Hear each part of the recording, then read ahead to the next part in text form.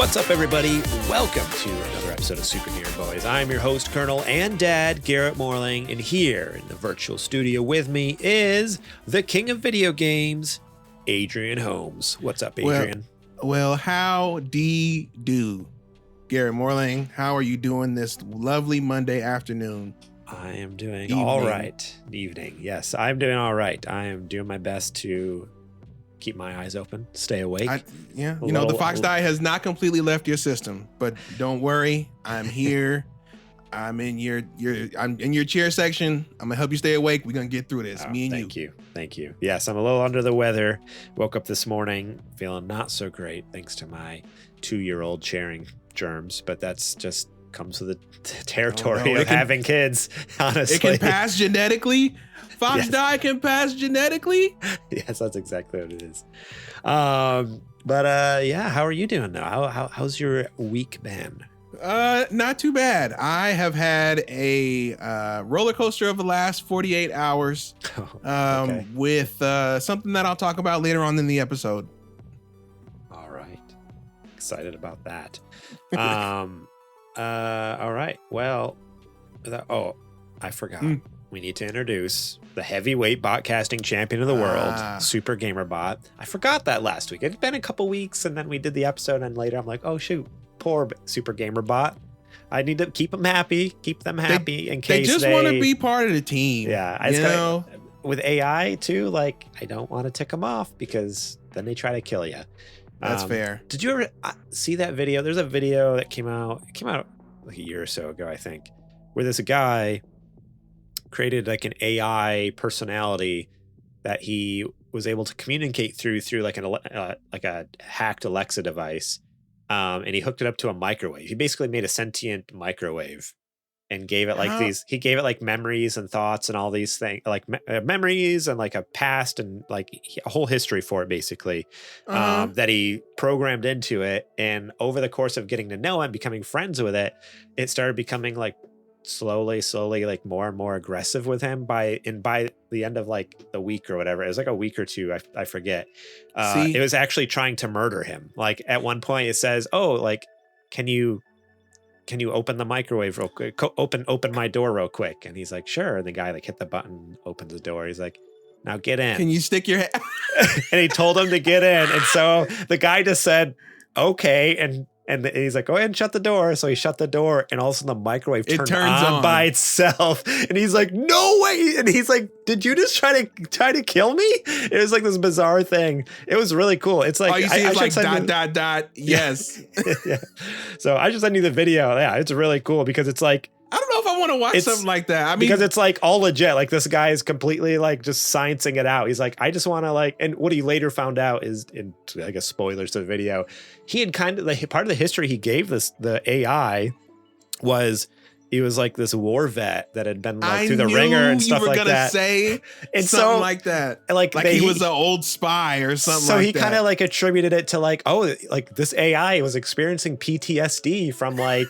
From the war, from like and losing his family and all this stuff, and like this sad, depressed microwave and stuff like that. Yo, the craziest thing about all of that is Microsoft and Google and Amazon, they hear stories about this all the time in their research, and they're like, yeah, this is something we could, have the population at large adopt. Yeah, this is there haven't been any movies that came out in the 80s that show what happens when this goes terribly wrong. I think the problem is giving AI a personality. Like, just keep it plain Jane, like no personality. You can't do that though, because human intervention, humans always have biases. That's true. So there's no way you could just be, completely non-subjective. Ain't gonna happen. Yeah, I don't know. We'll see. Maybe in 20 years we're all getting murdered by microwaves. But I was gonna say we won't be. Yeah, if we keep going, maybe we won't be here in 20 years.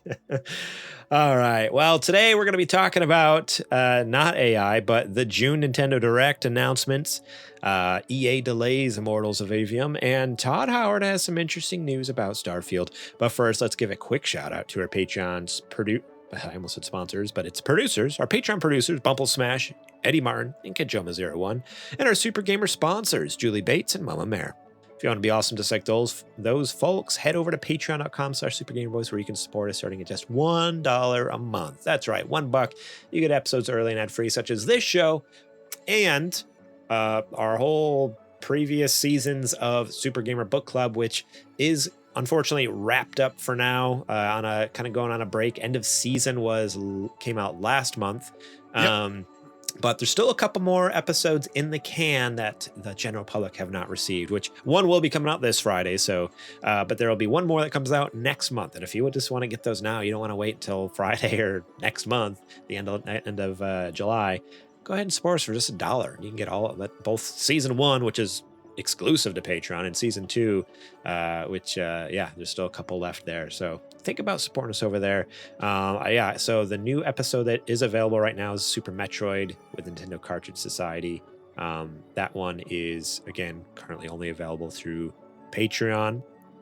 But the free episode is GTA Vice City, and the upcoming free episode this Friday is going to be that Phoenix Wright Ace Attorney. I'm pretty excited. Woo, baby, what That's a Good game. Good game.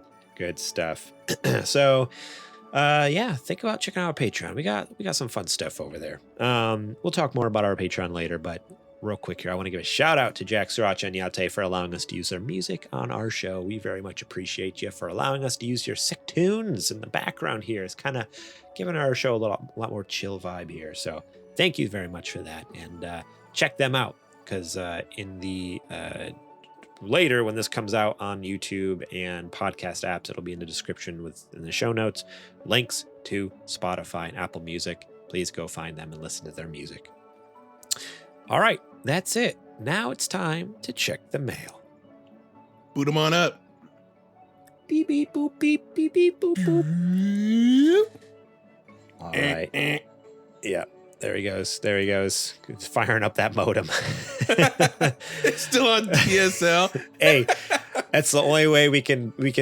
That's like our failsafe with the AI. Like it's the secure connection. We can always just pull it. Yank it. Because if Smart. you pull the power, you never know. Maybe it's figured out a way to battery power, but you yank that modem off the back.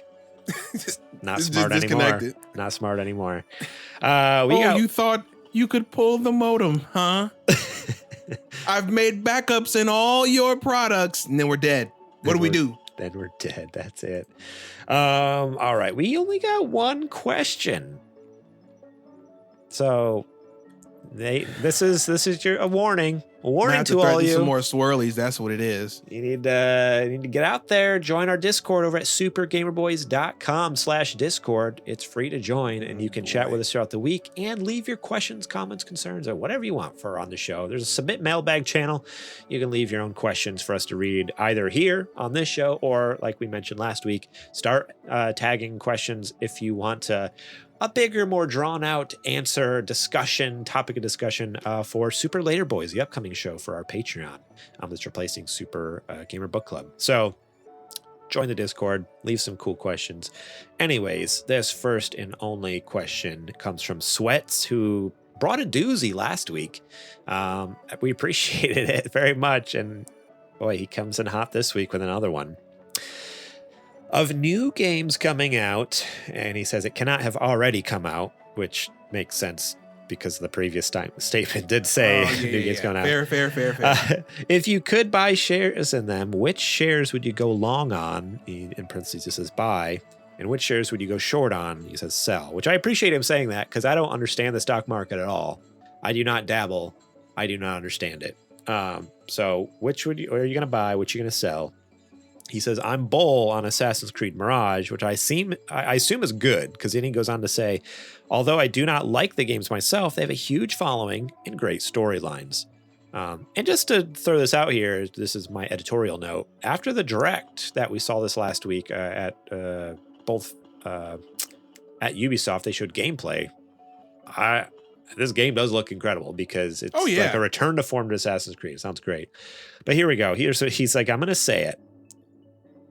Starfield will be trash.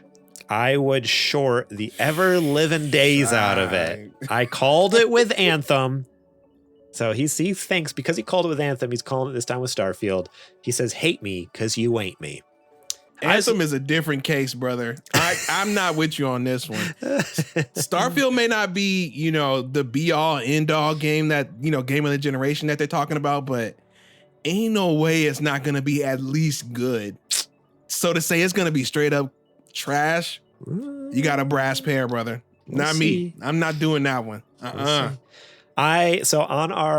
doing the Fantasy Critic draft for like a Super Gamer Boys league for the Fantasy Critic draft, and I do have Starfield counterpicked, which means someone else picked it to be good, and I said, nah, I think it's going to be bad, and I'm banking on it being bad. You are a bold man. So I can win fantasy draft, because honestly, that's just going to end up hurting you in the end, right? So that's the reason I did it, though, because I did the math, and with the picks I currently have, there's no way I could possibly win. Like, I was already like, oh, I'm basically coming in last, because I got screwed over by two of my games getting pushed from 2023 to either the one is just, we don't know when it's coming out, indefinite, Pragmata.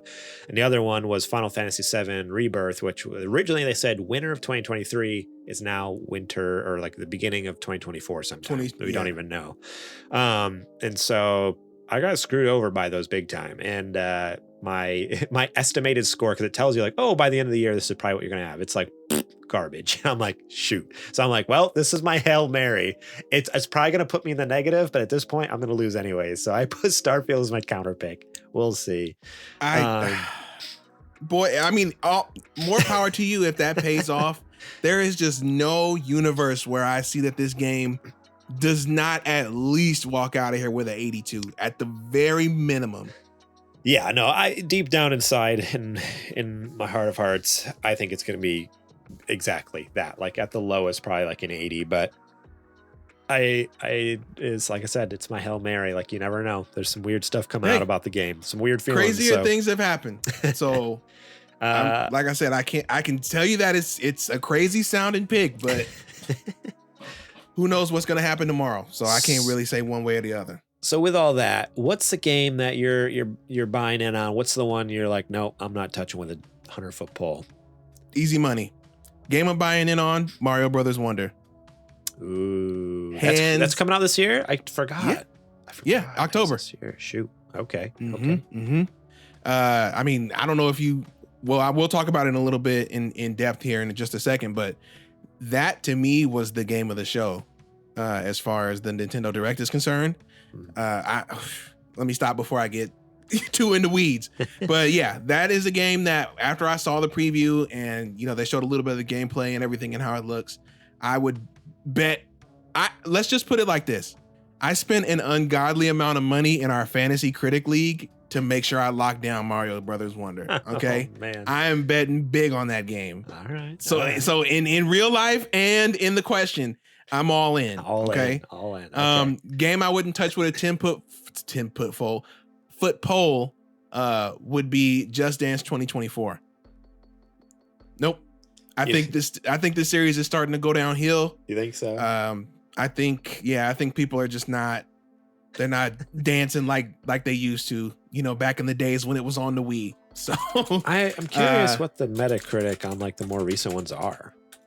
I mean, I'm sure they're okay, but I feel like people are catching on to the fact that it's the same thing every year with different songs. And I feel like people are starting to ask, well, why can't you just give us the new songs instead of charging us $60 for a game every year? Yeah. So the 2022 edition, which actually came out in 2021, had a 72, but then last year's that came out, the 2023 edition that came out in November of 2022, got a 77, so it trended up, which is interesting. How many people reviewed it?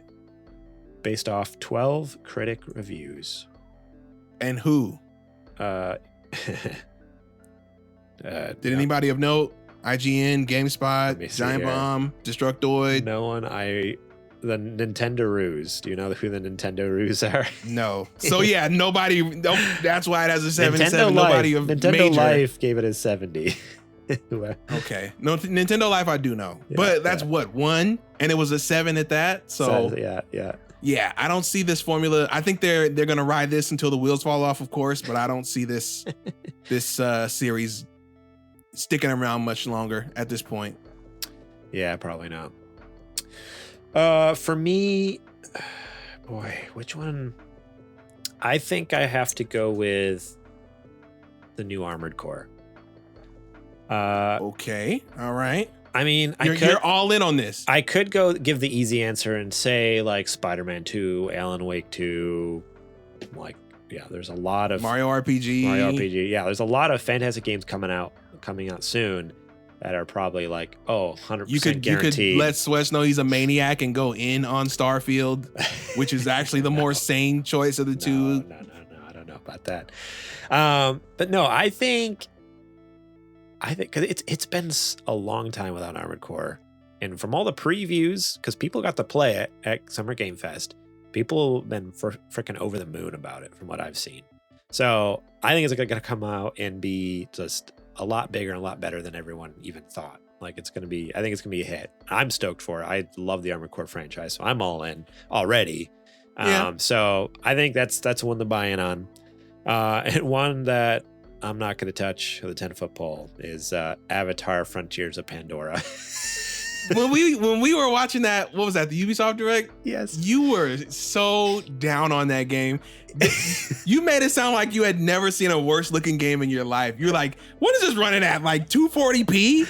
Why does it look like there's Vaseline all over the screen? What are these textures? Go back and watch the VOD. Go watch. It looks like there's no way in 2023 that they would put a game on display like that and make it look that bad.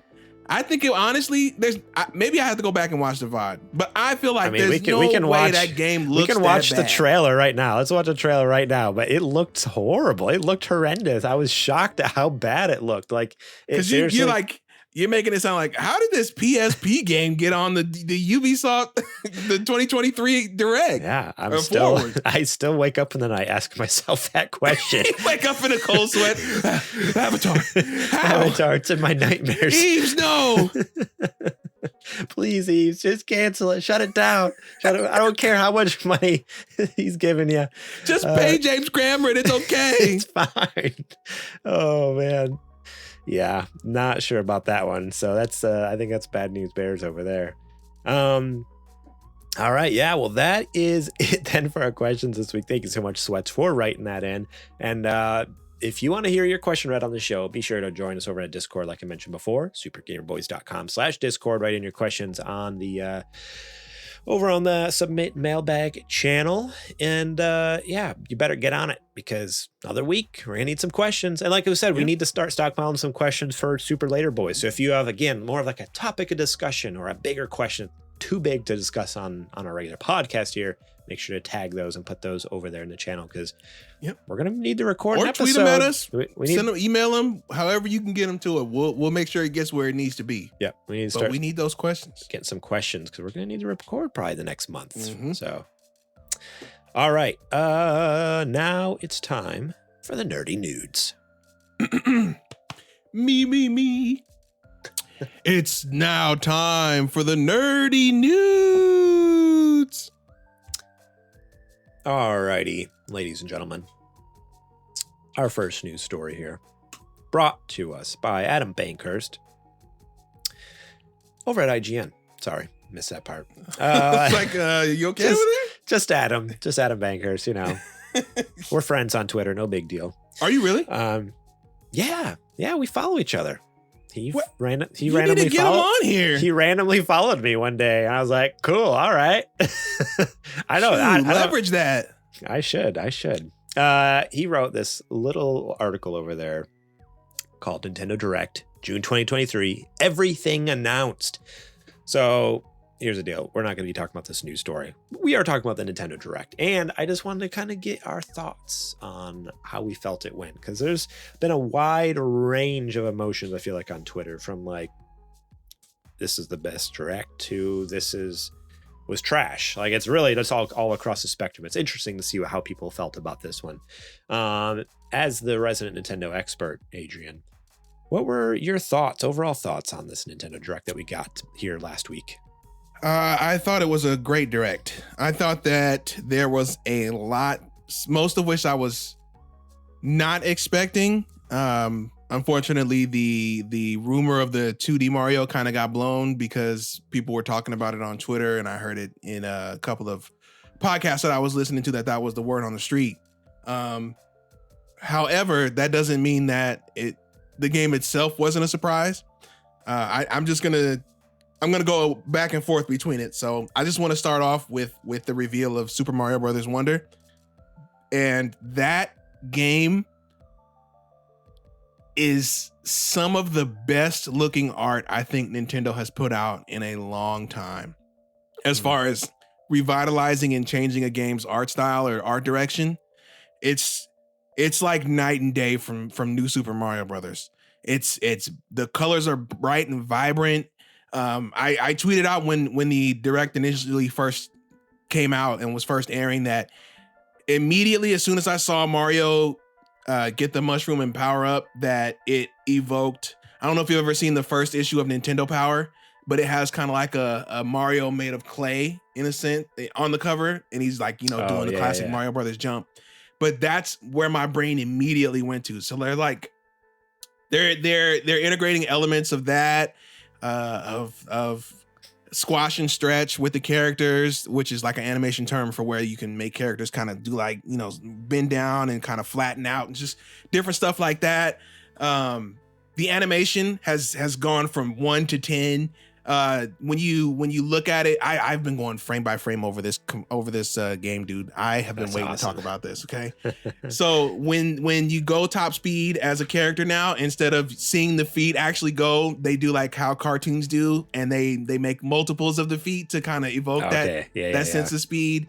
There was that one little section where Mario went through the pipe and his hat fell off and only his hand reaches out to grab it and bring it back in. I'm like, dude, that's just like those old school cartoons, and that made me so happy. The little details of people's faces changed, like when Daisy was pushing the little pipe back against that new whatever chuck that is, and you could tell she was straining. Just little things like that all add up, and I think that we are really in for an all new era with this game. I think that this is going to be the new standard for what a 2D Mario game is going to need to achieve. Maybe it doesn't look like this, but all these little touches and hallmarks and animations and stuff are going to end up having to be the standard. Moving away from that, we got a new WarioWare, which seems like it's a direct successor to Smooth Moves, the one that was on the Wii. I'm all about it because it looks like more classic WarioWare. We got 2 WarioWares, Garrett, in one generation. Wow. Because the other one too just came out recent. Like that was just like last year, wasn't it? I think last year or late 21. Yeah, it was either beginning of last year or late. Like it's crazy. Like also they pumped that one out and then this one.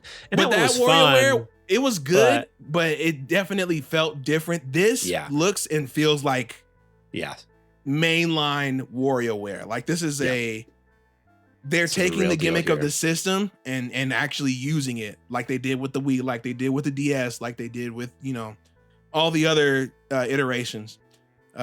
So this one, you take the Joy-Con and they're going to use it every which way they know how. I think I saw one that like all the players are a soda bottle and you have to like shake your body as much as you can to shake up the soda bottle to get it to pop as far as you can.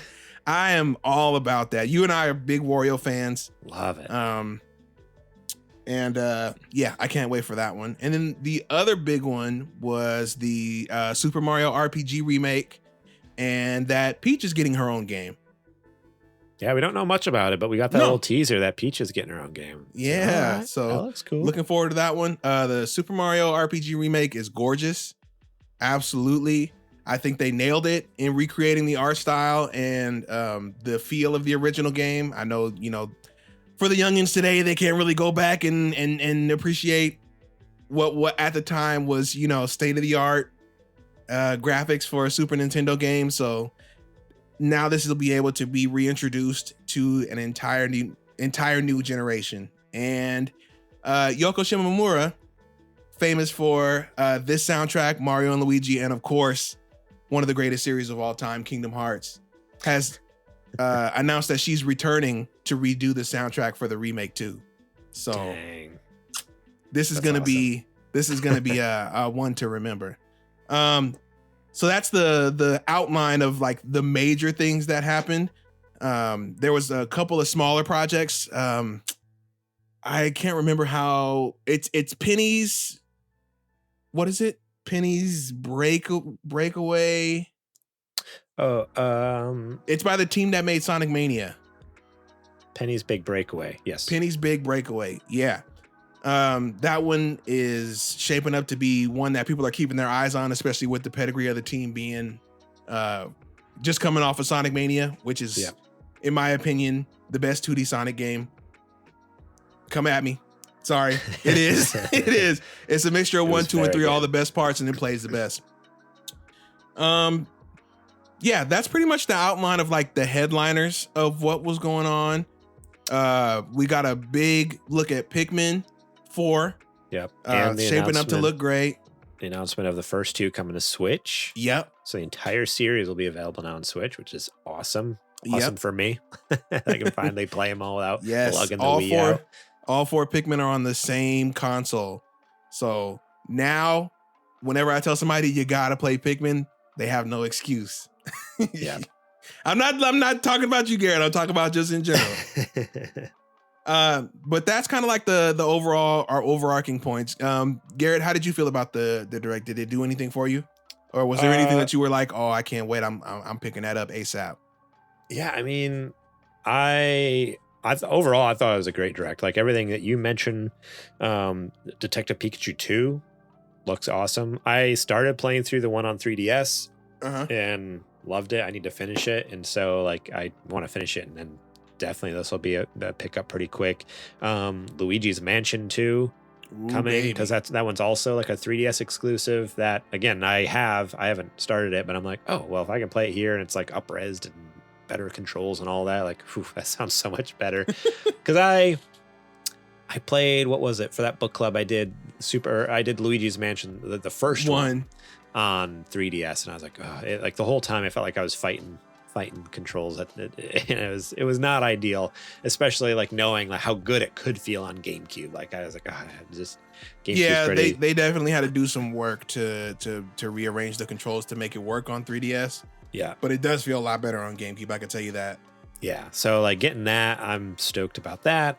As the Pikmin 1 and 2, as I mentioned before, but I think the biggest thing that I was like losing my mind over, because honestly, in today's day and age, like it's not unreasonable, but just the history of this franchise, like not really coming, other than one instance of it coming to Nintendo before, I in my head, I guess I totally didn't think it would happen, or just it was a surprise. So that was when Konami came out and announced that Metal Gear Solid Collection Volume 1 is coming to the Nintendo Switch on October 24th, 2023. Coming with Metal Gear Solid, Metal Gear Solid 2, Sons of Liberty, Metal Gear Solid 3, Snake Eater, Metal Gear 2 Solid, like all the NES and MSX games and stuff like that. And I feel like they gave more details in this trailer too than what we even got at Summer Game Fest. Summer Game Fest, we were like, hey, these games are coming.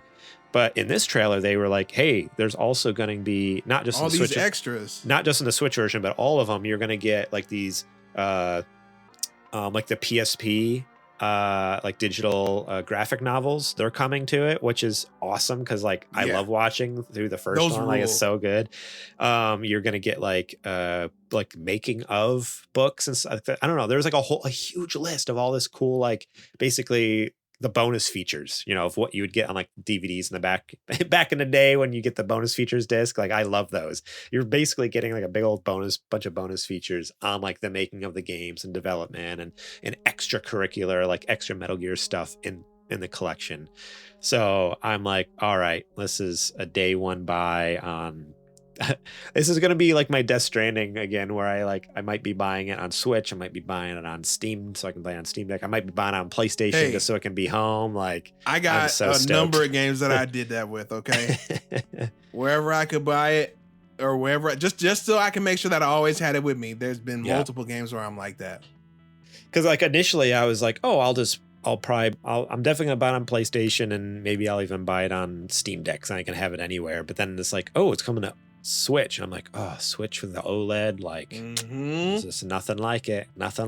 So I might need to pick it Now, up there as well. did you hear about that? The Volume 2 list is already leaked of stuff that's coming out in that one? I have seen some leaks, yeah. I mean, I guess in my head, like everyone seems surprised by it, but if there's a volume 1, we had to assume there's a volume 2. Right. And then like what other games could they be? Like I guess it wasn't a surprise to me, but it is neat that there is like some sort of confirmation. So basically on Konami's website for the Master Collection, in the last week they updated it with like a whole timeline, and there's buttons for currently just for the games that are included in Volume 1. There's a button you can click on it and learn more about that specific game. Mm-hmm. And in the code, they're able to look in the background, and with it like Inspector on Google Chrome or whatever, you look in the back end and see, oh, there's placeholder buttons for Metal Gear Solid 4, Metal Gear Peace Walker, and 5. Even for 5, yeah, Ground Zeroes and Phantom Pain, which seems like I don't know. It's just so interesting because it's like those games are already available on all modern platforms. Like, what more they're not technically. They're not upraising them or anything. They're just 1-to-1s for those. Yeah, they're not technically on next gen consoles, but I mean, my question is, where is Revengeance? What's going on with that? It's part of the story. Well, I guess it depends on who you ask. Because from my understanding, it's almost like. Because I'm trying to think. I can't remember the source exactly. I could have swore I read somewhere that Kojima in an interview said it's the part of a story, but it's almost like an alternate reality part of the story. Like it's canon, but not real. Like it's almost like a multi. That sounds flip floppy to me. Like a multi. He gave his okay to that. So in my head, it isn't canon. Like it's like a multiverse thing. Like, oh, what could happen? So that's my impression was always like it's not canon. Like that's if you were to ask me. I'm not saying it's like don't play it. It's fun enough. You think game, we get the acids? But I don't know, because again, like those ones are also, from what I've heard, not technically canon, or at least the second one for sure. I know the second one is definitely. It's almost like, well, anything I didn't work on isn't canon. It's like, but you had to give the okay, dude. Like. But again, if it depends on what Konami's goal is in these collections, because if it's just to bring you the canon story, then they probably won't be included. But if it's just to bring you all the Metal Gear games that you can't play anymore to the new consoles, I think they will be on there, and I hope they will be on there. Like, I hope they do, because at this point, most of those games are Metal Gear Solid 4 is locked to PlayStation 3, Acid 1 and 2 are locked to PSP, and Revengeance. Peace Walker. No, Peace Walker's part of the HD. That was part of the HD collection, so you can play that other places. But yeah, so there's just a lot of games that are locked places, and you can't play it. Portable Ops, even. So I would be completely fine if Konami's like, no, this is like the point of this isn't just to bring you the canon story. It's just to bring you Metal Gear products that you can't buy anymore or are hard to get. And in which case, I hope that's the case. I hope that's what they're going for. And I hope we get more volumes. Like even if they have to break that up into like 3 volumes, like based off the amount of games we just named, that could be like a volume 2 and a volume 3 even. Like, yeah. Like they can make all the money they want off it. I don't care. Like give me Metal Gear. I don't like Konami, but I like Metal Gear, so I'll eat it up. I do think if we get another volume for Switch, by the time 2 is ready to come out, we'll probably already have the new hardware, so it'll be able to run 4 and 5. Not necessarily, like at the greatest, ultra super duper settings, but it'll be able to run them competently. I think that's what they're banking on. I pray that even if they make it a cloud version, dude. Oh, that'd be horrendous. I think 4 could run fine on the Switch because because it was struggling on PS3. Yeah, it was sub 30. But the Switch at this point has shown like PS3 games in general, like it is able to play those fairly well. Like there's been ports of other PS3 and Xbox era games that have come to it that are run fine, and so I could see Metal Gear Solid 4 running either about the same or maybe even slightly better. But see, I'd rather just wait for the new hardware and have it run at a stable 30. You're right. Yeah, that's ideal. That's ideal as I have it run smoother. And again, if they really are going to have 5, like Ground Zeroes and Phantom Pain part of it, like it needs a little more boost, needs a little more power to be able to run those. So yeah, that could be down the road for sure. But yeah, so I thought the direct was great. Stoked for WarioWare. That game looks incredible. There's a lot of random little like indie games that were announced too. That looked interesting. Yeah. I was just kind of going over the headlines though. Another game that looks neat. I don't know anything about it, but Star Ocean, the second story R. Oh yeah. That game looks so cool. It's doing the whole 2.5D thing. It's like their own spin on that. But it's like 2D. But what's cool about it is like the world, because a lot of times when you do that art style, everything's pixel art, but they just make it in a 3D world. This is like, no, the world is all like 3D rendered and just the characters and the enemies and creatures are 2D. I'm like, this is kind of cool. Like it's just like a higher res. Like I'm looking at the trailer here and it's like, oh no, that's like a really high res like world in the background and like a ramp, like steps going up the side of this mountain and stuff. But then like the characters, it's like these 2D sprites in this 3D world. It's like a really cool look. So, yeah, I don't know anything about it other than that. I'm like, ooh, pretty, shiny. I like that. Yeah, so all in all, great direct. Go check out some of those trailers. Go check out this article by Adam Bankhurst because he has everything listed with trailers attached. He does good stuff over there. So fine work to check it out. All right, the next news story comes to us from Darren Bonthus over at GameSpot. EA delays its big new magical first-person spell shooter. EA and developer Ascendant Studios have officially announced that Immortals of Aveum has been delayed from its planned July 20 release date to August 22nd, in an update on the studio website. Game director Brett Robbins said that the month-long delay will be used to help fine-tune the game further and further optimize it for its launch on PC, PS5, and Xbox Series X and S. The recent feedback to the game proves to us that what we already felt, that Immortals of Aveum is something special. In order to realize our full vision, we are going to take a few extra weeks, making our new launch date Tuesday, October 22nd. This will give us time to further polish the game, finish optimizing all platforms, and deliver a strong launch. We owe it to ourselves and to you to get this right. I guess I just was kind of surprised by this because we just got the date at Summer Game Fest. Like it seems weird that like basically everyone gets home from Summer Game Fest and then all of a sudden they're like, oh, red alert, it's not ready. It's like I don't know game development. I don't know game development. So maybe that's how it works. But in my head, there'd be red flags before.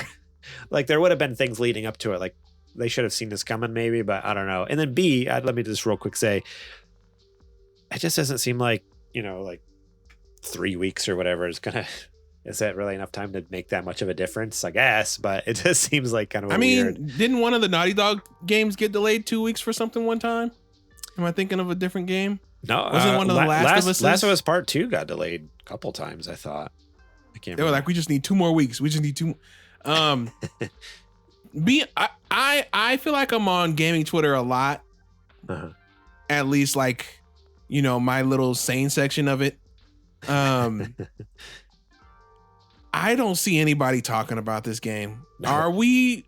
And this is not to disrespect. It clearly looks like a big production. I guess the main character is a very, respected actor that's been in a lot of stuff. Are we looking for this to be like the next big franchise starter like the developer is? Like, do we really see this as being the next, I don't know, what's been a recent series of games like that? There hasn't been. That's the other sad thing. I feel like there hasn't been a new like big IP in a long time. But I feel like at the last Summer Games Fest, all the presentations, there were at least 3 or 4 first-person Magic shooters. Yeah. So I'm just trying to figure out what sets this one apart, other than like the larger studio backing than the other two or the other few that we've had before.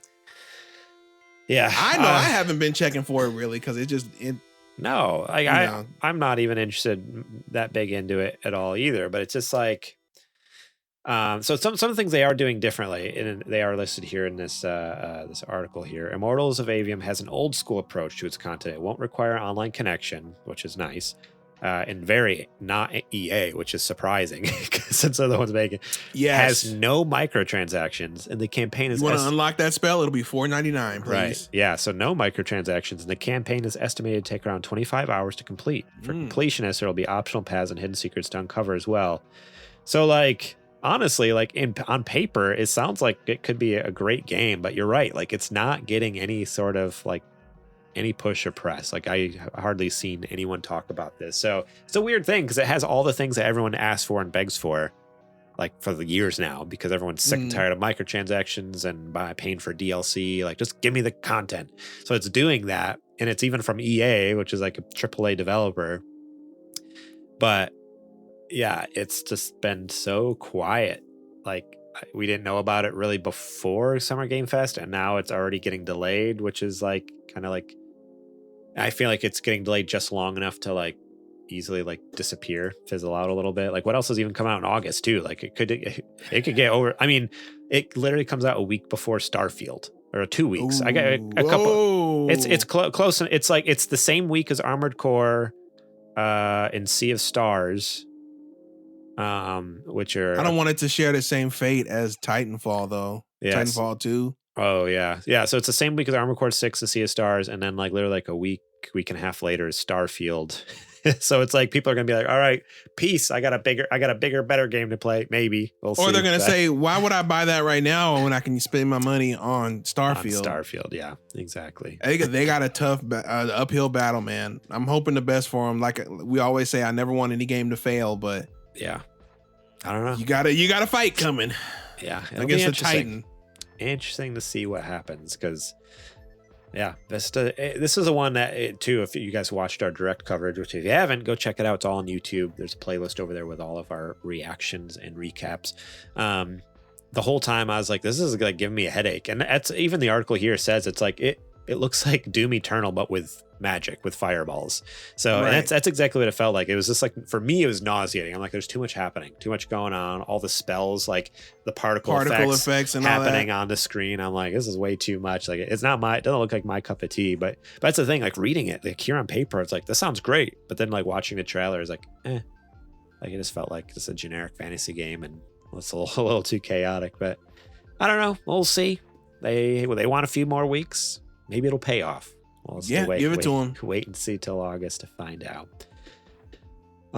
This last news story comes to us by Ryan Dinsdale over at IGN. They write, Todd Howard says only 10% of Starfield planets have life on them. And I love the subtitle here. About the same as our solar system, to be fair. Bethesda's Todd Howard has revealed only 10% of Starfield's 1,000 planets have life on them. Speaking to Kind of Funny Games, Howard explained how Bethesda populated Starfield's universe, saying different planets serve different purposes. For us, we view it as, which by the way, that interview was actually pretty interesting. Go check it out over on Kind of Funny. They did whole, Xcast, that's what the podcast is called. It was pretty good.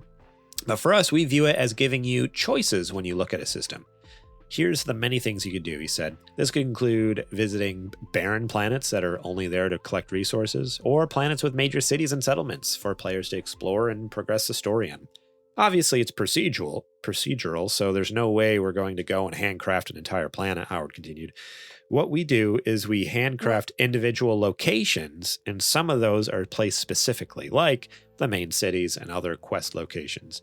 And then we have a suite of them that are generated or placed when you land, depending on that planet. There are merits to even the emptier planets, though, Howard said, as it all balances the busy ones out to create a believable universe.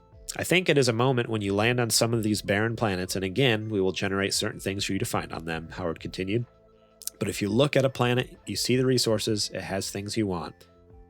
The more than 1,000 planets available in Starfield will therefore give players plenty to explore, and even if a lot of them are on the thinner side story-wise, Starfield still features more handcrafted content than any other Bethesda game. True. Yeah.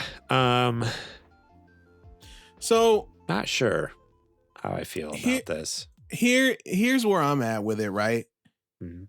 Why advertise it as being like 1,000 planets if only 100 of them have points of interest, like real points of interest?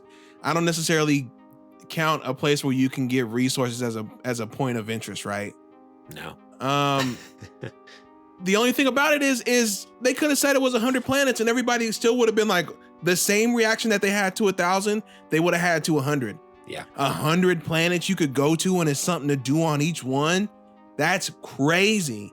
Yeah. Because who's even going to go to the 100, let alone the whole entire 1,000? I mean, of course somebody will. There has to be that one guy that's like, I went to every planet in Starfield.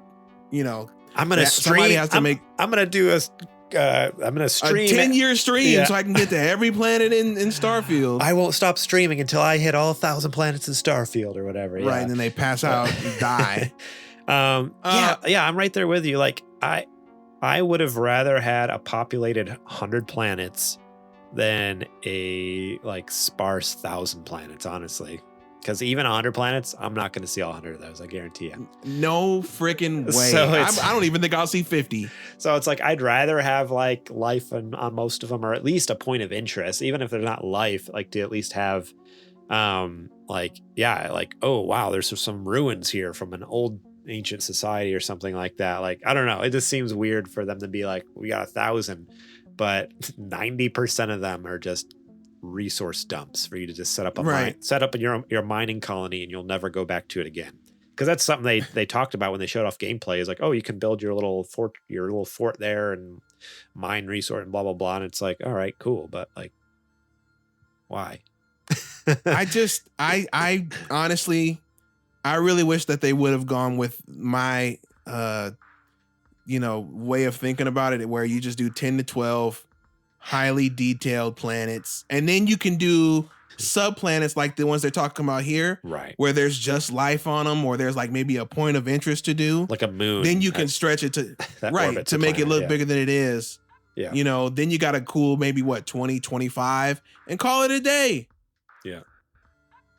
I guess they were basing it off of the what do they call it? The Goldilocks zone, where there's only areas in the universe where life could exist. We're playing a video game where you're taking us to planets with aliens on them already. Why is this the hill you want to die on in terms of reality? Yeah, they're going That's hard. What I don't get. They're going hard with the whole realism thing, because like even like you can do space drugs. Like why are we picking and choosing where we want reality to be the basis? Yeah, I know you have to have some form of it, but this is a weird hill to die on.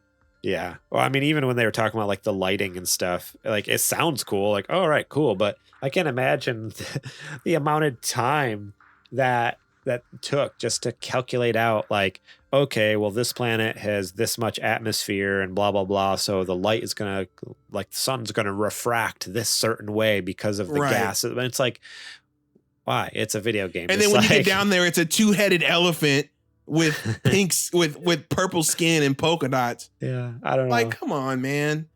Oh, the atmosphere here is going to slow your descent and it's going to make you fly to the left a little bit. Like, Todd, what are we doing, bro? We're not making Space Simulator.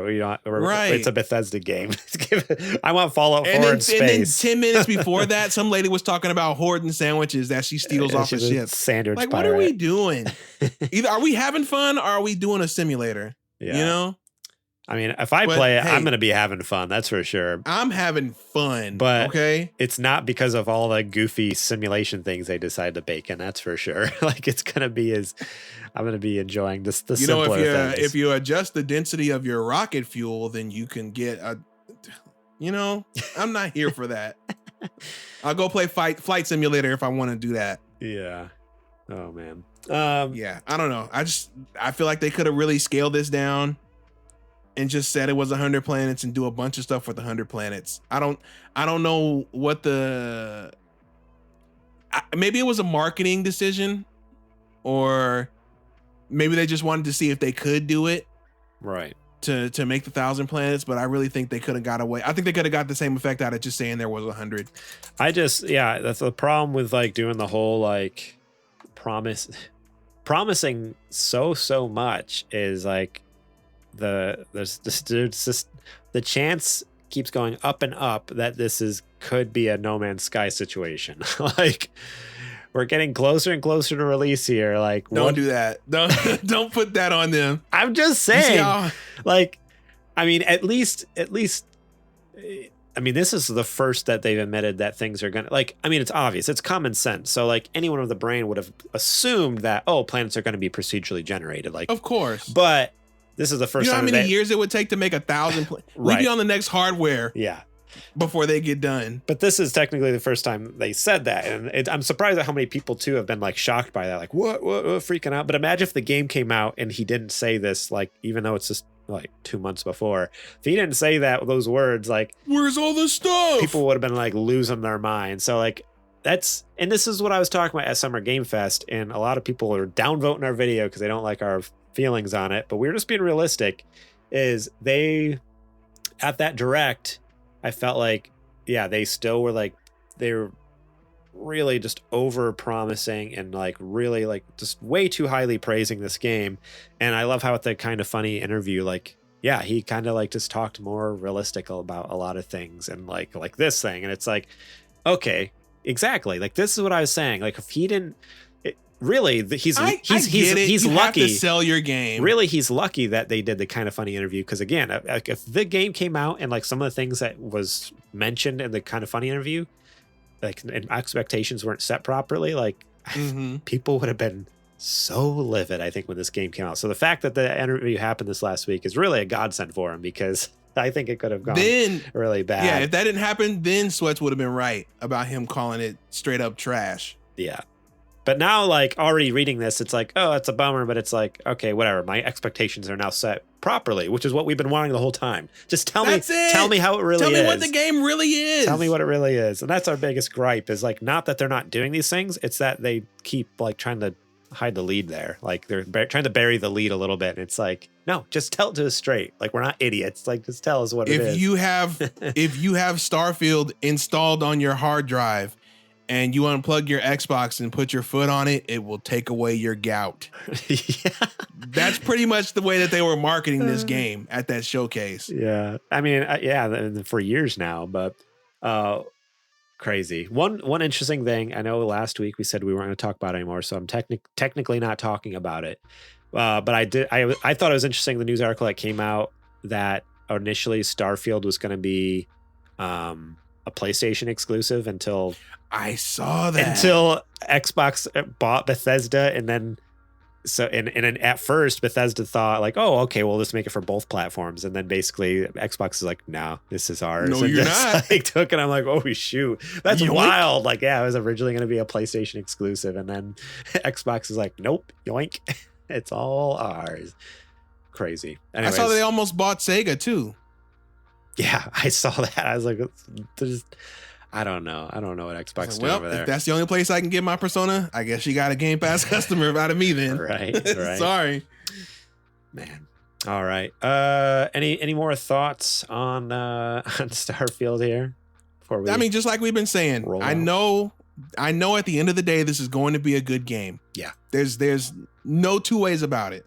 That's usually the standard for 90% of Bethesda games. Are they buggy? Yeah.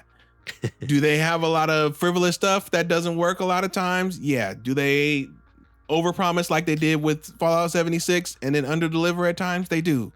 But given how many eyes and hands and QA this has gone through, there's no way at the end of the day this isn't at least good. I just wish that they would have been more realistic with their marketing. Yeah. Because they've been throwing everybody in a frenzy. And I really, really wish that there was some way that they could have figured out a performance mode. Right. I don't. Less sandwiches, more frames.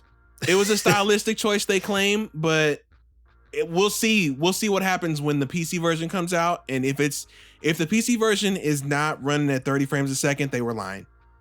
Well, no, I think they've already said that the PC, it's just the Xbox version that's locked. See, then it's not a stylistic choice. It's a hardware limitation. From like, well, I guess now that I think of it, I don't know if they straight up said it in an interview. I guess that's the assumption, because they did the same thing with Redfall. It was locked on consoles, but it was 60 FPS on PCs. Right, but we knew that because they never said it was, they never came out with a reason for it. We just figured it's because they weren't able to figure out how to optimize the hardware, right? But Bethesda came out and said that this was an artistic choice for them to do that. And I guess you could argue, well, it is artistic if they wanted to be 30 and have a filmic look, to it, but it's also a shooter. What shooter do you know these days that comes out at 30 frames a second, as the shooting game standard? So I'd say any game with shooting gameplay. Yeah. So it's a reach, but technically the official statement from Todd Howard said that the game will be locked at 30 FPS on the Xbox Series consoles. So by doing some not very hard mental gymnastics there, you can assume that the PC version, because he didn't say Starfield will be, he said the Xbox Series versions will be locked at 30. Right. And so, and you know what? Yeah. That's fine if they wouldn't have called it an artistic choice. Just say, hey, we tried every way we knew how, but with the vision that we wanted, we just couldn't figure out how to make 60 runs, so we decided to just keep it at 30. Right. Okay. It sucks, yeah, but don't sit here and say, well, for our vision of Starfield, we didn't want to compromise on the graphics, so we made it 30 frames a second. Okay, you didn't want to compromise in that mode. Give me a mode where you do compromise, and then I can get it to 60. Yeah, exactly. Less sandwiches. Just say you couldn't get it running at 60. It happens. Crazy. Yeah, the whole thing with this game is like, I'm sure it's going to be a good game. It's going to be fun to play, but I just don't like how they're selling it. That's what it comes down to. And it's just been rubbing me the wrong way since the beginning. And yeah, people don't like it when we say that, but it's the truth. Like they've just been doing some sketchy stuff with the marketing. So we will have to wait and see. Just a couple more months coming out soon. It's crazy. All right. Well, that is it for the news this week. And now it's time for our Patreon ad.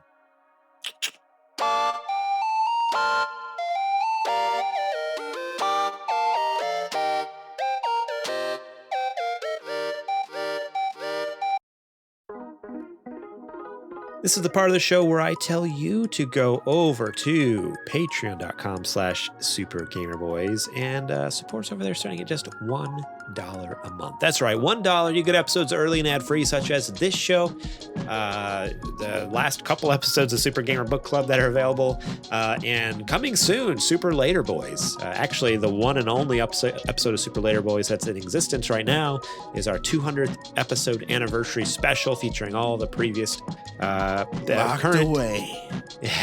current and previous former Super Gamer Boys host locked away behind Patreon. So if you want to check out Super Later Boys, it's $1. You can check that out, as well as our catalog of Super Gamer Book Club episodes, both season 1 and 2. $5 a month, you can get episodes early and ad-free, and you get the show notes early for this show, so you'll know exactly what we're going to be talking about each and every week. See those news stories, see the questions, leave your own questions, comments, concerns on those topics, on those questions, on the news stories, whatever you want. Just leave your mark all over the show notes, and I'll read it during the show. If you're like, hey, I have to answer this question, hey, here's my thoughts on this news story, this is what I've been playing, write it on there. We'd love to have your opinion. So that's at the $5 level. $10 a month, you can be a Super Gamer sponsor. Get your name shouted out to each and every episode, showing your love and support for the show. And the top dog tier Patreon producer, you get all those previous perks, and you can help us kind of produce some content by way of pitching segment ideas to us. If you got an idea, you got something fun you think it'd be worth trying, replacing a segment here or there on the episode, send it our way. We'd love to have it. Or if you have ideas for Super Later Boys or even another show entirely, we've had some fun with the pitches from previous supporters. I mean, Eddie kind of eventually coached us into doing the Super Dungeon Boys that came out during Spooky Game Boys last year. Adrian had his famous Super Indie Boys, which is fantastic. And then back in the day, we had Losing Reviews. That was a fun one. We watched terrible movies and reviewed them on the podcast. So thank you for supporting us over there. If you got some fun ideas and really love the show, want to help us get bigger, better, do cool things. Let me see here. You can also subscribe over on Twitch. That's right, we're on Twitch and technically streaming now on YouTube. So subscribe to our YouTube channel. But if you have Amazon Prime, that means you have a Prime Gaming sub you can use each and every month over on Twitch. So make sure to throw that our way. It's completely free to you, costs you nothing. And we get $5 out of it. So think about dropping that over on our Twitch channel, twitch.tv/TheSuperGamerBoys. We'd appreciate it. It's free to follow and free to sub if you use that Prime Gaming sub. So think about throwing that our way. All right, that's it for the Patreon ad here. Let's get back to the show.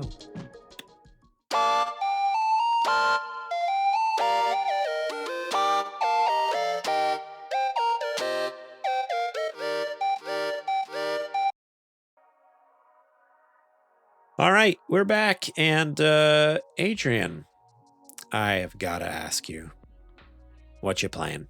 All right, sit back. Ooh, get comfortable. All right. Okay. Let me get my water. Okay. So, I don't know what bolt of lightning struck me to finally give this game a go. But over the past 48 hours, I started and completed Inscription.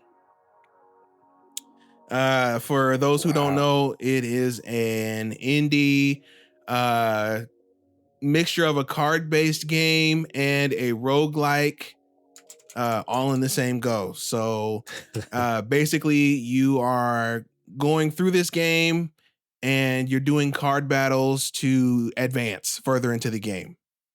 It's going to be very hard to talk about this without spoiling it. But I had a roller coaster of a time with this game. This is probably one of the few games that in recent memory that I can remember being so hot and cold about while I was playing it. And then at the end of it, as I was able to kind of look over the entire game itself as the whole package, I made a turn and I appreciate it a lot more now. I think it's a very good game. I don't know if I'm cuckoo bananas over the moon for it like the rest of the internet is, but I can definitely say that this is one of the experiences that I won't be forgetting anytime soon with a game. So that was awesome. My big play of what I've been playing recently. Yes, so good. I love Inscription so much. And I think for me is because it just it does so much more than you I don't know. There's more to it than what you initially see at first value. Like the story's so good and the gameplay is fun. Like, yeah, the card battles and everything. Like, I know it's hard to talk about because it really is a game that like you don't want to ruin other people's experiences because it's really a fantastic game for jumping into just completely blind. So yeah, I love the story. I love the gameplay, the twists and turns along the way. Like the whole thing is just so like, it's just so different than what any other game is done. Like, not to say that no other games do these things, but they don't do it in that way, if that makes sense. Like for me, is this kind of like I don't know.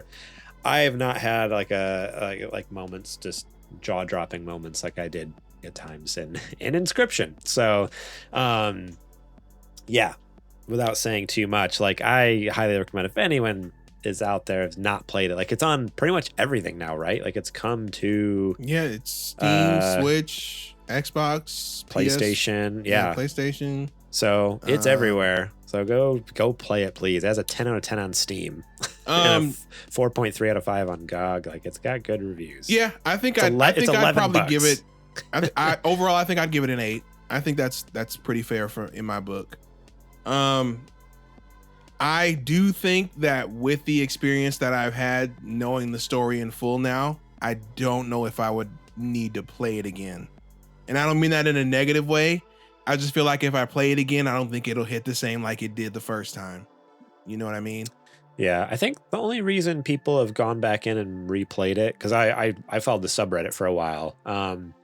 There's just full of cool secret stuff that you can find that you easily miss first time through.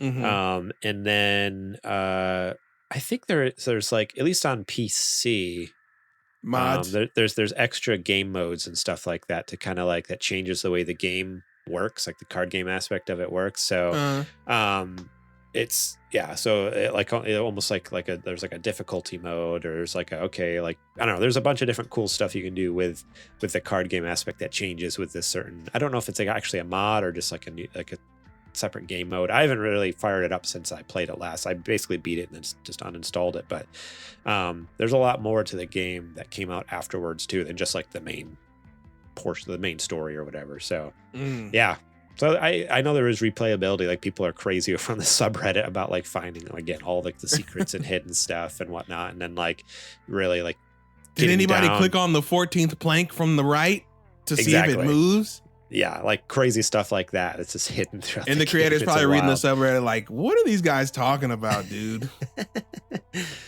Oh man, it's so good. I was so happy you played it. And yeah, listening to reading your text was such a roller coaster, because it was literally like, I didn't even know you were playing it, and also I saw your tweet, and then you texted me. You're like, dude, I'm done. Like, I'm giving up. I'm like, please don't, please keep going. And then next thing you know, you texted me. Yeah, you were not happy. And then next time you texted me, you were like beating something, but you'd miss something else. I was like, I know, because stick a little longer. And then next time you text me, you're like really far ahead. I'm like, whoa, okay, you've been playing a lot. I didn't expect that. And then it was like a few hours later, it felt like you're like, all right, I'm done. I'm like, whoa, what the heck? Like you just flew through it the last 2 days. It's awesome. But yeah, you went from like loving it to hating it to loving it to, oh, I don't know about this. And so in the end, we came out high on it. Came out high. It's a roller coaster for me. It's just watching your emotions. So it was fun. Glad you finally jumped into that. Well, for me, last week I talked about how I'd been playing Control on my Steam Deck. I finished it up on Saturday. Thank you. We love to hear it. And that game is also pretty wild. Yeah. How you feel about it? I enjoyed it. I think it is a game that more people should play. So I remember it coming out, and like people were hyped on it for a bit, and then if I remember right, there was like another game that came out, and it just kind of like disappeared. And I think it was nominated for Game of the Year that year, right? I'm pretty sure, but I don't like. It was one of those things where I vaguely remember the discussion almost being like, it was fine. It's not, it's not Game of the Year material. Like I feel like a lot of people kind of like had this weird thing. Oh, it also came out at the beginning of the year. It came out in February. Mm-hmm. So unfortunately, a lot of times, unfortunately, by the end of the year, by December, people are just like, forget about it. But kind of like how RE4 is going to get snubbed for Game of the Year this year. Oh yeah, probably. Because it came out way too early. But yeah, so I picked it up initially and played like a little bit of it and did not like it. But man, this time around it grabbed me. I was like so much more into it. So much like really curious what the story was in the world that they were building out. And dude, like, yeah, I just love it because it's not open world, but it is. Like the world is huge, like the map. Like it all takes place inside of a building, but this is a huge freaking building. Like there's so much you can explore. Like there's so much I missed. It's on sale right now. It's only $40. It's on sale on Steam for $9.99 for the Ultimate Edition. Bad. So you get all the extra stuff too. So check that out on Steam. $10 right now for Control. But anyways, yeah, I love the controls, like the different abilities you get. Like basically you need to like use the force and throw stuff at people, which I just spammed that the entire time. Like that was my attack. Like screw the gun. Like I don't think I upgraded the gun once. I just upgraded. Really? I upgraded the throw ability as high as it could go. and then just like just like beat the crap out of people with that. It was so fun, to the point where like I was just one-shotting people with objects. Like, you know, at the beginning of the game, it's like, oh, I had to hit someone like 2 or 3 times to kill, and by the end, like the max level bad guy is just one hit and they just like drop. It just felt so good.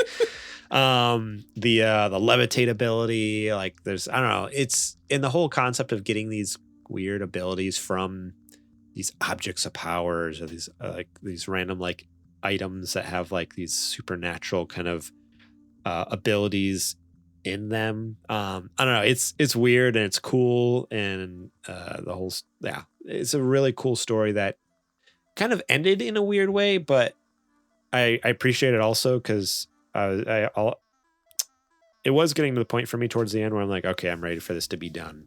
Mm-hmm. And even though like the story didn't quite wrap up how I thought it was going to, I also understand why they did it, because I guess spoilers, but not really, because I'm not spoiling the story, but spoiling, I guess, a feature of the game is when you finish, like it just drops you, like it rolls credits and it just drops you back in the game, and like you can continue playing and basically like continue finishing missions and stuff like that.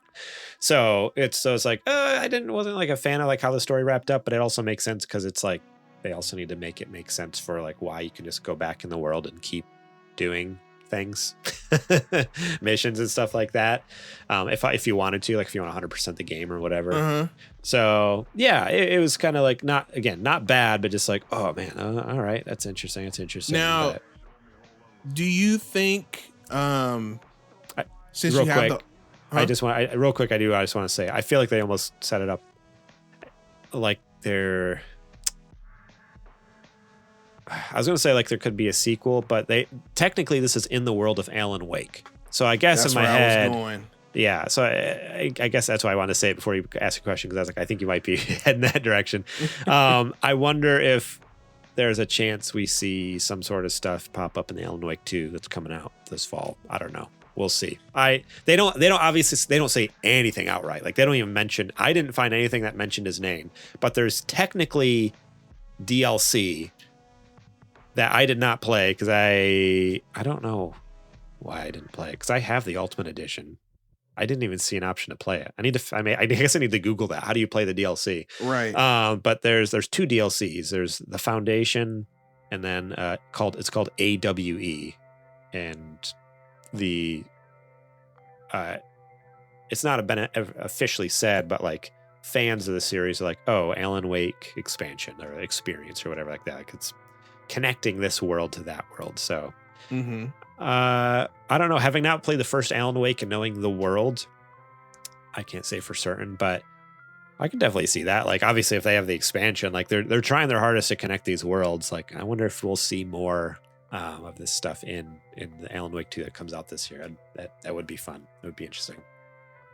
That's exactly what I was going to ask you. I was going to say, do you think that we see I guess I have to wait and ask you once you've played it, because I was going to say, do you think we see Jesse in part 2 of Alan Wake? But I'll wait till you.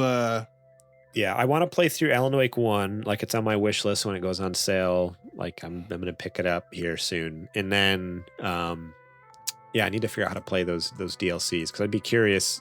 Yeah, especially with that the AWE one that's like focuses on Alan Wake stuff apparently.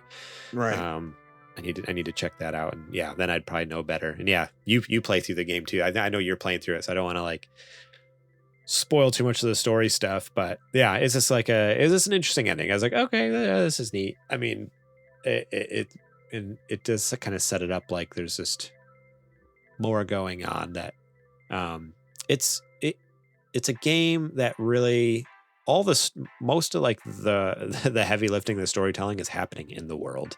Like you need to pick up every document, and there's a lot of them, every document you see on a desk or poster or whatever, and like read them all. Like all the lore, unfortunately, it's kind of like a Dark Souls game, or like where there's no straight up. Like, I mean, there is a story to the game and there's narration, but none of it really makes sense unless you start reading some of the documents. Like they're just kind of saying things and things are happening. You're like, but why? Like, what is this object of power or whatever? And it's like, just read the document about the freaking boat anchor and what it's about. It's like, oh, okay, that makes sense now.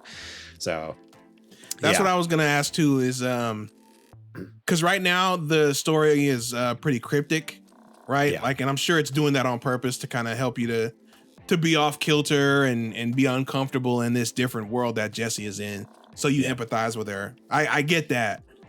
I was just wondering if the story actually unravels itself and is, straightforward and cohesive at some point, but you just answered it and said that it's going to be more of the supplemental stuff if you want the full experience. So better start reading those notes. Reading a lot of the notes, and then also just kind of letting the game do its thing. Because there's still a lot of like unanswered stuff. But again, I feel like that makes me wonder if there's a possibility of getting more stuff in Alan Wake 2, because it's like, or maybe one day we'll get a Control 2. That would be cool too, maybe. I don't know. There's just a lot that is left, because even in the documents, like, and you've probably noticed this, like they're redacted. There's a lot of redacted stuff that you like, so you're reading these documents that are revealing a lot, but not as much as they could, because there's all this redacted information, stuff like that. So maybe Alan Wake will cross back over. Yeah, and that's what I'm kind of interested to see if that'll happen and or whatnot, because this game is full of all sorts of crazy, like, alternate dimension, supernatural, crazy stuff going on, and they talk about it as if like, oh, like, you know what's going on, right? It's like, no, I don't know what's happening. And so in one way, like, it's brilliant because it kind of like, I don't know, it gives you this weird uneasiness as you're playing through the game, which makes it fun and interesting. Like, oh, I don't really understand it. This is all so weird.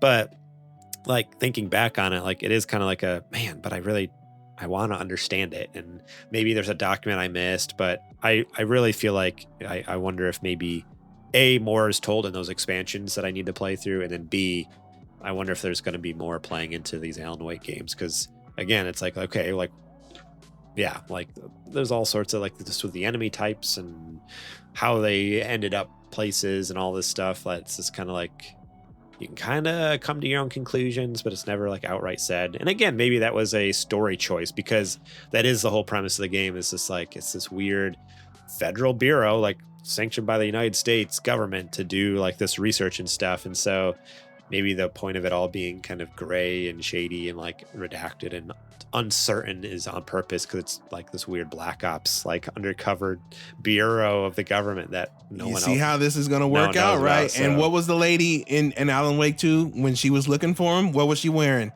An FBI jacket. So we're already dealing with federal bureaus. Maybe all we have to do is we got some intel from another branch of the Federal Bureau of whatever, and boom, there we go. There goes Jessie.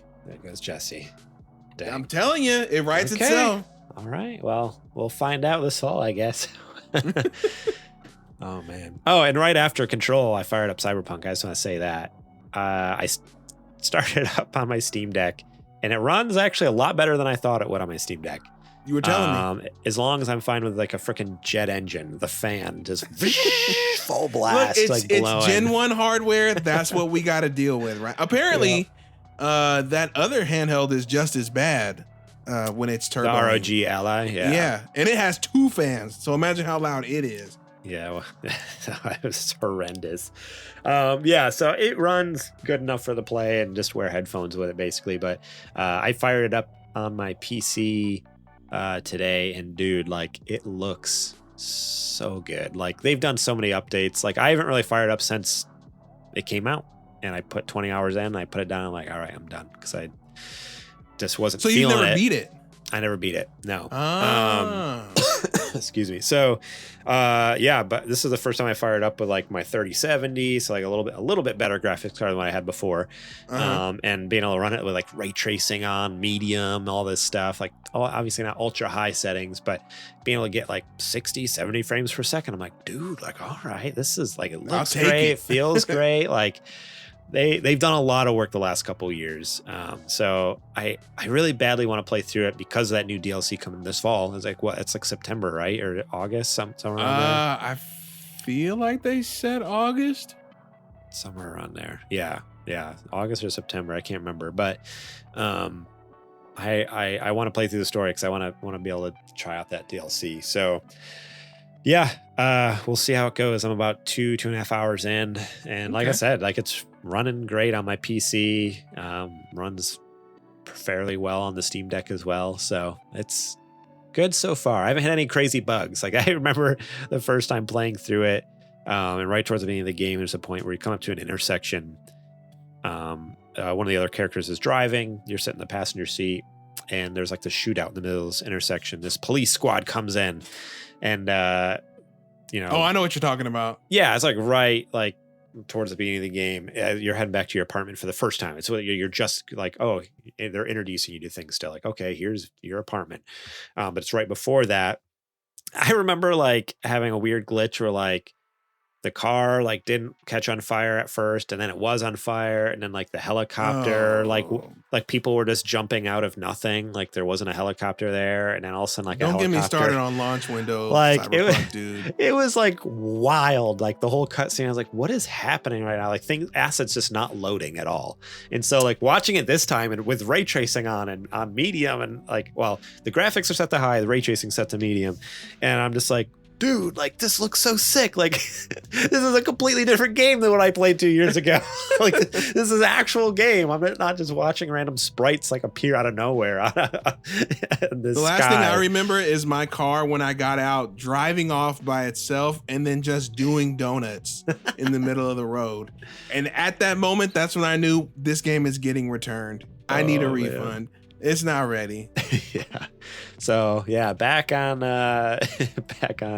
Cyberpunk, and so far so good. So good. So we'll see. There's a lot of cool new content in there too. Like they added the Edge Runner stuff. So I'm excited to get further into the game so I can start doing that cool extra content they come out with, like new gun packs. Get that sweet jacket. Yeah, new. Now they have the transmog feature in there, so you can inherit the features of one coat but have it look like something else. 'Cause that's what I hated about the first playthrough, is like I always looked like a clown, like wearing this goofy hat on my head and like this really janky, like this jacket I didn't like, and all this stuff. I just want the same jacket that's on the cover of the game. I want to dress like that because I feel like that's really gonna hit when we get into cutscenes or whatever. Yeah, so that's what I love about, like they added the transmog feature where like you can steal the looks of other pieces of hardware but keep the same like armor and features and stuff. So I'm like, which is like, that's something that's in most like online like MMORPGs, like World of Warcraft and like all those do that, where like, oh, I wanted to have these attributes but I want to look like this. So it's like cool to see that finally come over. It's like, yes, please, now I don't have to look like a clown running around this city. 4 different color pieces of armor with the chainmail and football pads and whatever else.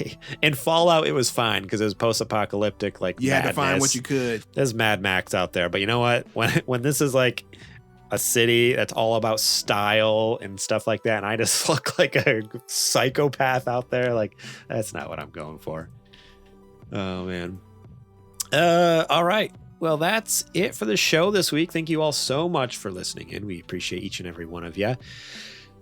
Please subscribe over on YouTube. Like the video. You can, if you subscribe to, you'll see this later. When it's uploaded on Wednesdays. So for all you new YouTube people who are watching live on YouTube, the way it works is we stream it live, the recording live, but we cut the recording here. You guys won't be able to watch it until Wednesday when it comes out for everyone, unless you subscribe over at on Patreon, patreon.com/supergamerboys. And then you can get episodes early and ad-free, such as the audio podcast and also Super Gamer Book Club, Super Later Boys, all the fun stuff. So check out patreon.com/supergamerboys. Support us over there. Twitch, follow us over there. Throw your subs. Remember, you got free subs. Make sure to use those. If you want to support us and get some sweet merch, sgbstore.com. And you can get a sick t-shirt or a coffee mug with our faces on it. All sorts of fun stuff over there. So check that out. Rate and review us where you can on podcast apps around the world. Shout out to Jack Sriracha and Yate for allowing us to use this music in the background. Once again, we appreciate you. Make sure to check them out later on Spotify and Apple Music. They make fantastic stuff. Find us during the week at supergamerboys.com, Twitter and Instagram at supergamerboys. I am on Twitter and Instagram at gmorlang. Adrian, where can they find you at? You can find me any and everywhere at Homeboy.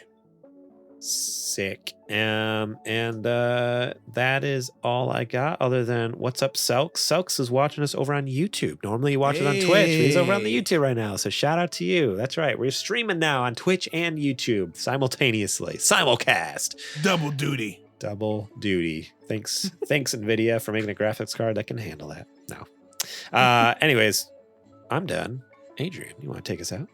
I got you. Folks, as always, thank you for hanging out with us for another week of the Super Gamer Boys podcast. We appreciate anybody who watches or listens or tells anybody about it. Hopefully that'll bring in a new member to the group, to the clan, and we can keep on growing like we've been doing. We've been doing pretty good lately. So we're so close to 300 subs. We're so close on YouTube. Please. We're looking to keep that up. So keep on telling people about it, and we'll see where this thing goes. For myself, Adrian Homeboy Holmes, and for Mr. Garrett Morlang, we are the Super Gamer Boys. And we'll catch you on the flippity flop. Oh boy, Starfield, man. It just be good, please. It's gonna flop, No Man's Sky. Okay, all right. Well, we'll see. Not me. I'm not saying that. It wasn't me, Todd.